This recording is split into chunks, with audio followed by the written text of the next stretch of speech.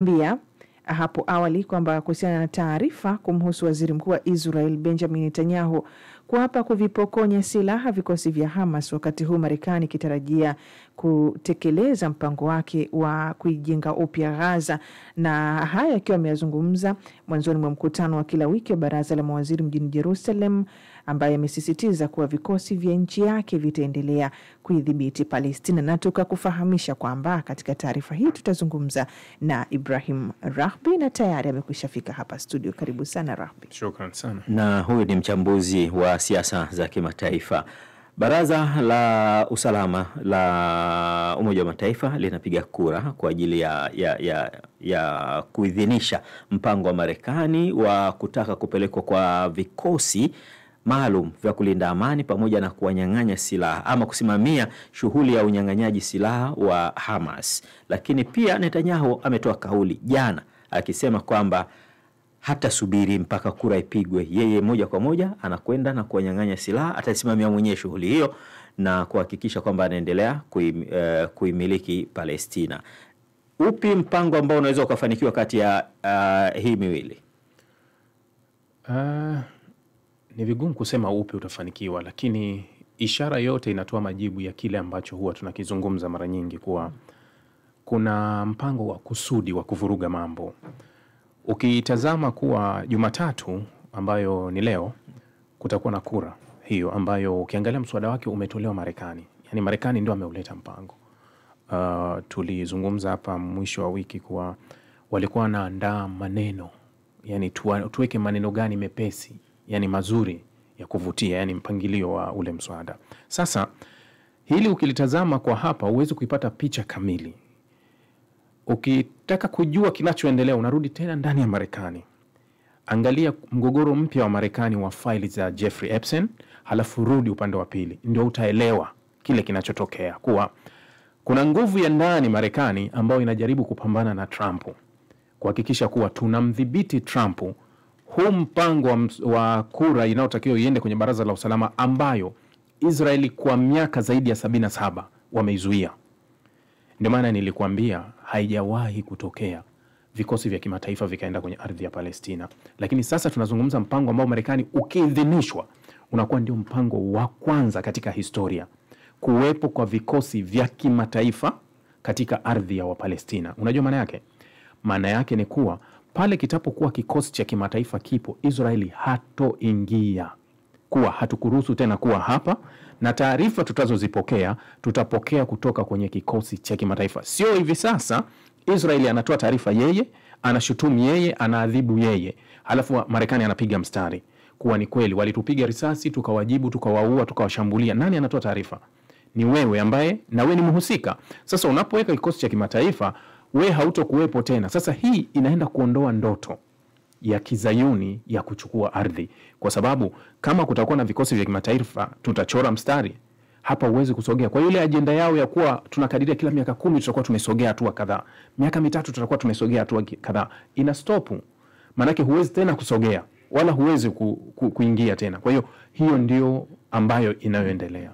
Na pia mataifa yanagawanyika sasa kuhusiana na rasimu hii ya Marekani. Kwa nini unadhani kuna baadhi ya mataifa ni kama hawaungi mkono azimio hili la Marekani la kutaka kupelekwa vikosi vya kulinda amani kule Palestina? Wanagawika kwa sababu unajua nchi nyingi, tuseme ulimwengu wa magharibi, viongozi wengi wa magharibi naweza nikosema kuwa ni lobbying ya mashirika ya kizayuni.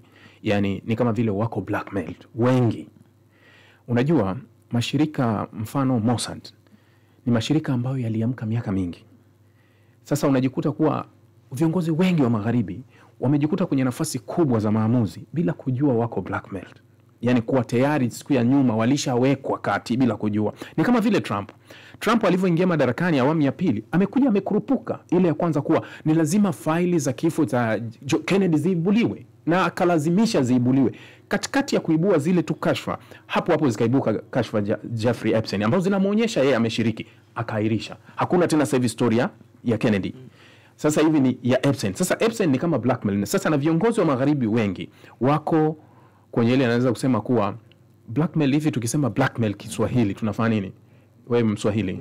Blackmail yani ni kitu ambacho watu wamekitengeneza dhidi yako, ni kama ni hadaha ambayo ulimwengu yani unajua ile unaona zile filamu zile za filamu zile zinachezwa, mtoto wako amechukuliwa na mkeo amewekwa, alafu unaambiwa kuwa ukisema tunamuua, nenda katekeleze mission fulani, ndio unaweza kusema blackmail. Kuwa yani Trump yuko kwenye hiyo, na viongozi wengi wa magharibi wamejikuta wamenasa kwenye hicho kitu. Sasa kila wanapotaka kujaribu kunyanyua sauti zao kupinga kitu ambacho unakiona kabisa hiki ni halali, unasikia wenyewe wametoa taarifa nyingine, kwa sababu wanakumbushwa kuwa wewe ukienda na hii sisi tunaruka na hii, ni juu yako ufanye. Ndio maana unaweza kuona kwenye hili kuna kugawika ambako kumekuwa kukubwa kwa hili, lakini kuna wengine ambao ni washirika kama Ujerumani, Italia, Uingereza. Hawa ni washirika wale wa chanda na pete wa Israeli. Sasa na hawa ndio nchi ambazo mashirika yaliwalenga hasa, yani katika mashirika ambayo yani katika nchi ambazo viongozi walilengwa sana ni wa magharibi, kwa sababu wana ushawishi na maamuzi, ndio maana wao wengi wako blackmailed. Lakini Hamas wenyewe watakubali kunyang'anywa hizo silaha? Hilo ni swala jingine sasa, kwa sababu Hamas walishajibu wakasema kuwa silaha zetu zilikuwepo kwa ajili ya utaifa letu. Yani unajua kuna kile ambacho kinaendelea duniani ni kuwa Hamas kwa mujibu wa UN sio kundi la kigaidi. Hiyo ndio jeuri walionayo, kuwa hatuishi kwa sababu ya EU wala hatuishi kwa sababu ya Amerika. Kama tunaamini kuna taasisi kubwa kabisa ya kimataifa inayosimamia haki duniani ni Umoja wa Mataifa, si ndio? Umoja wa Mataifa hawaitambui Hamas kama kundi la kigaidi.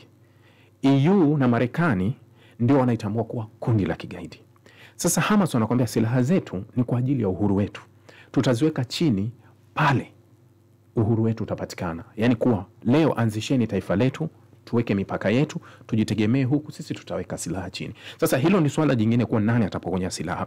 Na hata kwenye huu mpango ambao unapelekwa kwenye Umoja wa Mataifa ambao ulikuwa na vifungu 20 kutokea kwenye yale makubaliano ya Trump, bado haujaainisha kuwa unawapokonyaje silaha. Unawapokonya vipi silaha Hamas hali ya kuwa IDF yuko pale na wewe IDF unamuongezea silaha? Hapo ndio inakwenda tofauti, kuwa kama shida ni huyu silaha, basi huyu IDF aondoke kabisa, asiwe karibu yake. Wekeni vikosi vya kimataifa ambao vitalinda usalama, na kuwe na mkakati kuwa hivi vikosi vya kimataifa vitakuwa endelevu, kwa sababu tumeshuhudia mara kadhaa bila hatua. Mfano makubaliano yaliyokuwa Lebanoni ya mwaka 2000 kulikuwa kuna vikosi vya UNIFIL vikaenda pale vya Umoja wa Mataifa. Israeli alivunja hilo, wakapigana 2006. Juzi kumezuka vita mpaka vikosi vya Umoja wa Mataifa vinashambuliwa na Israeli mara kadhaa. Hata juzi hapa, siku 2 zimepita, jana siku moja imepita, vikosi vya Umoja wa Mataifa vilivyo Lebanoni vimeshambuliwa na Israeli mpaka Umoja wa Mataifa unalalamika. Lakini kulikuwa kuna mkataba wa mwaka 1974 kwenye mpaka wa Golani kati ya Israeli na Syria. Vipo vikosi vya Umoja wa Mataifa. Baada ya kuanguka Bashar al-Assad mwaka jana Disemba, Israeli kavuka kaingia mpaka taarifa ya jana yuko kwa Netra, wako umbali mchache kutoka Damascus. Yani hapa kuna vikosi vya Umoja wa Mataifa. Je, Israeli anaweza kuheshimu? Kwa sababu unaweza ukapeka vikosi vya Umoja wa Mataifa kama huku tu kuwa vipo, lakini anavunja na hakuna kinachorudishwa Umoja wa Mataifa kuchukua hatua dhidi yake. Hii ndio shida iliyopo. Sasa Rahbi, huu mpango wenyewe sasa wa Netanyahu katika kuhakikisha kwamba anachukua hizo silaha za Hamas utakamilikaje, au ndo porojo tena kumwaga maneno? Nadhani atatumia kama alichotumia kwenye vita ya miaka 2, kuwa tutaua watoto, tutaua wanawake, tutapiga hospitali, kwa sababu tuko tunawafuata Hamas, yani kuleta ile shinikizo la vile. Lakini unapozungumza kuhusu silaha, nadhani IDF amepigana na Hamas sasa hivi miaka 2 na kitu. Wewe unaenda kuwapokonya silaha hali kuwa mateka tu umeshindwa kuwaokoa, unawapokonya vipi silaha?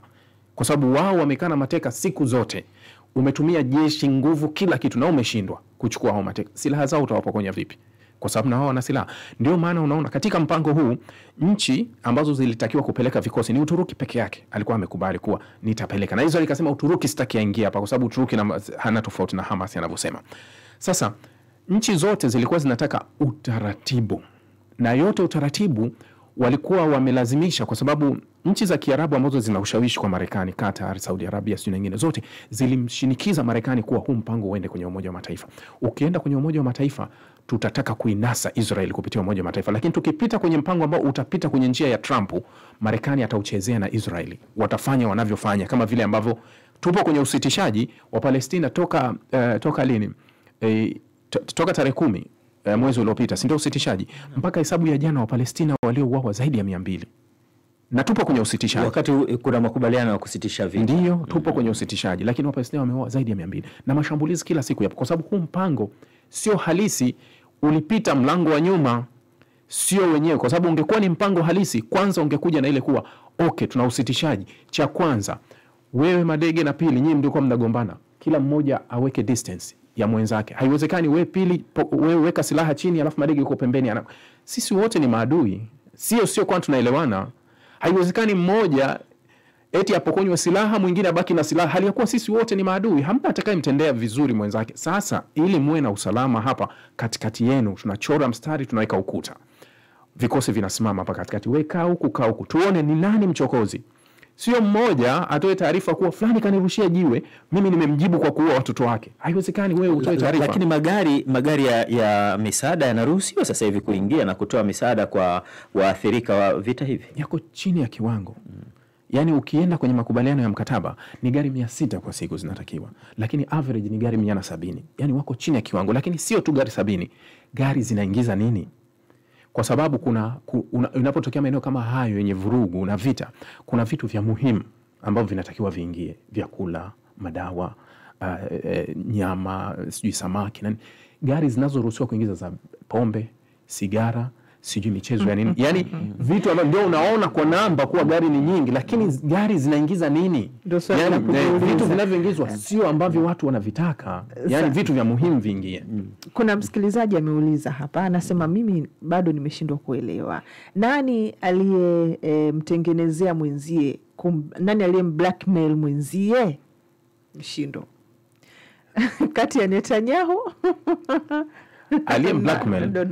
Unajua shirika kubwa kama la IPAC ambalo linafanya kazi ndani ya Marekani, hili ni shirika ambalo linafanya kazi sambamba na Mossad.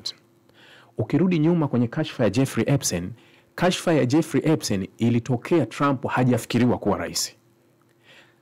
Video zinazomuonyesha Trump akiwa na Jeffrey Epstein ni video ambazo kama email za juzi zilizovuja zinataja kuwa kuna waathirika wawili. Unajua Jeffrey Epstein alikuwa kwenye kashfa ya ngono ya watoto chini ya umri, yani hawajafika miaka 18. Yeye alikuwa na kisiwa chake, alikuwa na shiriki na watu maarufu duniani, wanasiasa mbalimbali walikuwa wanaenda kwenye kisiwa chake. Sasa katika watu ambao wanatajwa walienda ni Trump, na baadhi ya video zimemuonyesha Trump. Sasa Jeffrey alijiua gerezani miaka ya nyuma kidogo. Sasa Trump ndio yuko blackmail, kwa sababu kadri Trump anavyotaka kuishughulikia Israeli, wao wanavujisha faili kumuonyesha kuwa tunazo zaidi ya hizo taarifa zako. Sasa ukienda tutaachia. Ndio maana Trump juzi amemtangaza Green, yule mwanamama ambaye alikuwa ni chawa wake naweza kusema kwenye uchaguzi, kuwa kuanzia leo sina uhusiano naye, kwa sababu Green anamwambia Trump, simama kwenye msimamo, tunatoa faili, achia za Jeffrey, achia. Kwa nini unazuia? Hajui mwenzake yuko blackmail kuwa, au anajua yuko lakini analazimisha kuwa, maana tuzitoe. Kwa sababu Trump anakanusha tu, lakini anahakikisha anazuia zile faili zisitoke. Umeelewa? Kwa hiyo aliye blackmail ni Trump, ndio wamemblackmail. Ndio maana kuna wakati unasikia taarifa za Ikulu zinavuja tu pembeni kuwa Netanyahu anaendeleza vita kwa maslahi yake, lakini hawaongei moja kwa moja, kwa sababu ukisema tutakushughulikia. Haya, tunakushukuru sana Rafi kwa kuzungumza nasi, na bila shaka tutajadili zaidi hapo wakati mwingine. Ni Ibrahim Rahbi huyo, mchambuzi wa siasa za kimataifa, lakini akijikita zaidi Mashariki ya Kati.